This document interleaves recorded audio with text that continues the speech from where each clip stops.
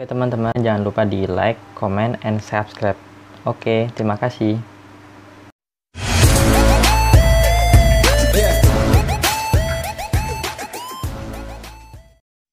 Halo, assalamualaikum warahmatullahi wabarakatuh. Jumpa di channel Mukti TV. Di video kali ini aku akan bahas atau akan cerita tentang pengalamanku saat sakit GERD anxiety. Jadi sakitnya itu sekitar tahun 2017. Jadi awal sakit itu dulu emang karena nggak teratur ya makannya gitu, jadi sering kelewat sarapan, sering kelewat. Terus karena kerjaan juga padat gitu, sibuk, terus suka banget makan sambal dulu itu, sama makan mie favorit, sambal sama mie itu sama saus gitu. Makan nasi sering lupa, pulang kerja kalau asal udah ngantuk ya tidur, nggak makan gitu dulu. Sampai akhirnya kecapean juga waktu itu tuh. Jadi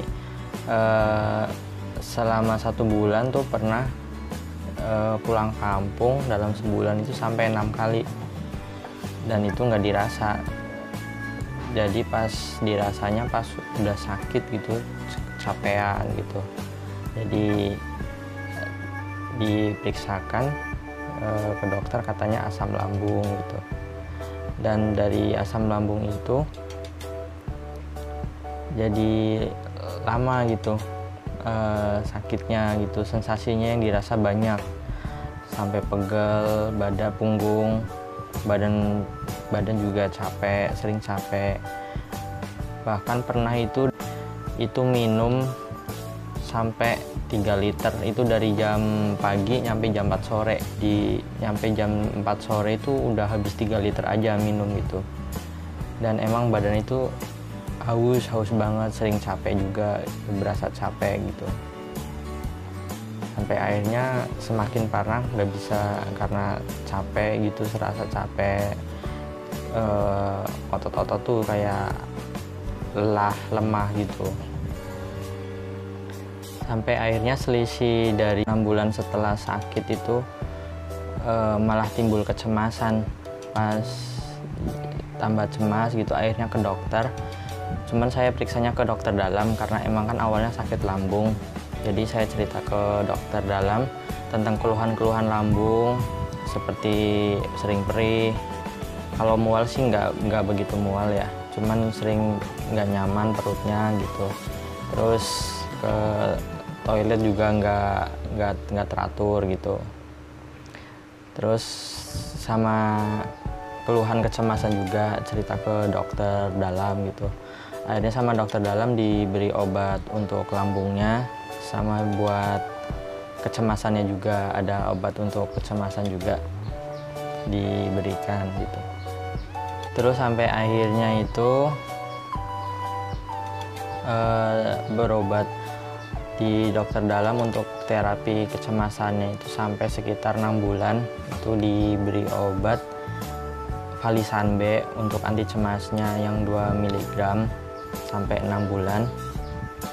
Dan setelah 6 bulan udah mendingan sih, cuman waktu itu saya nggak paham kan maksudnya antara kecemasan dan lambung.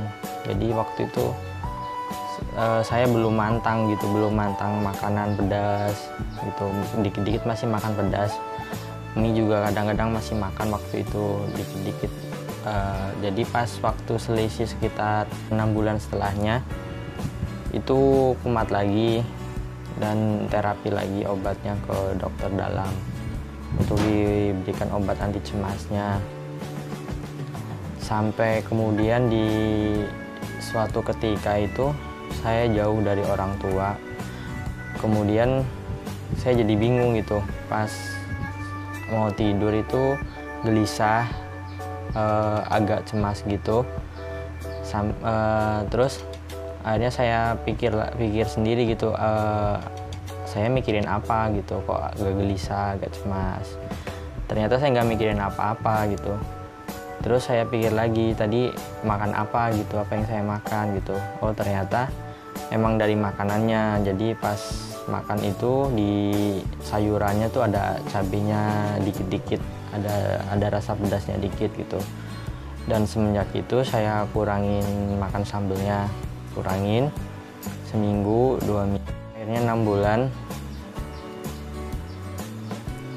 Akhirnya 6 bulan saya nggak makan cabai, nggak makan pedas-pedas, saus gitu.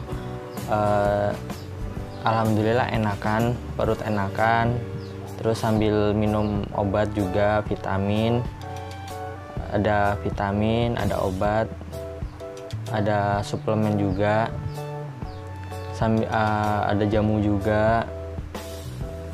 Jadi semakin membaik dan cemas berangsur hilang gitu.